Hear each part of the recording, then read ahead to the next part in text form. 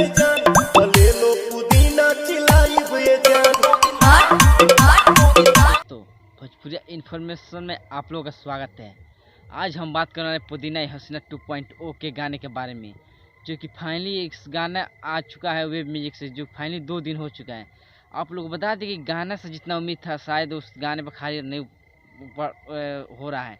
आप लोग बता दें कि गाना का व्यू आज एकदम देख रहे थे आज, जो कि एकदम सेम रुक गया है, 13 मिलियन व्यू पे एकदम रुक गया है, जो कि मेरे अनुमान से आज इस गाने को लगभग 15 मिलियन या 20 मिलियन क्रॉस कर देना चाहिए, जो कि इसके पीछे कुछ कारण है। आप लोग बता दीजिए कि आजकल भोजपुरी में देख रहे हैं विवाद आजकल खेसारी जी और पंकज सिंह राजपूत के बीच में बहुत ज़्यादा हो चुका है।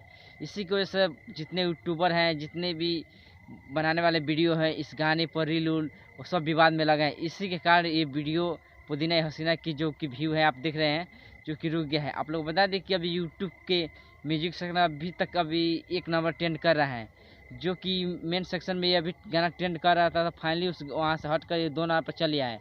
आप लोग बता दें कि अगर मेरे वीडियो अच्छा लगा हो तो प्लीज़ मेरे वीडियो को लाइक कर दीजिएगा और मेरे चैनल को सब्सक्राइब कर दीजिए। मिलते हैं नेक्स्ट वीडियो में।